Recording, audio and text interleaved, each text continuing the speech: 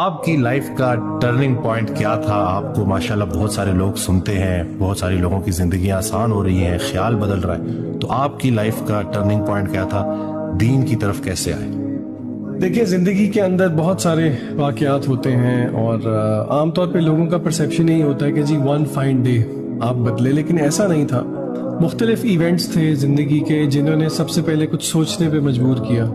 مثلا اگر میں ریکال کروں تو ان میں ٹاپ آن دا لسٹ میری دادی اماں کا انتقال تھا۔ ان کا انتقال تھا اور پہلی دفعہ شعوری طور پہ ایک جنازہ میں نے اٹینڈ کیا، ان کی تدفین کی، تو وہ مجھے ایک تصویر نہیں بھولتی، قبر کا وہ منظر نہیں بھولتا۔ پھر اسی طرح 8 اکتوبر کا زلزلہ جو ہے وہ میرے لیے بہت ایک گیم چینجر تھا کہ کس طرح کچھ لمحات کے اندر، یعنی کہ اللہ تعالیٰ، وہ قرآن مجید کی آیت بھی ہے نا کہ واللہ غالب علی امرہ، اللہ غالب ہے اپنے امور پہ لیکن لوگ نہیں جانتے۔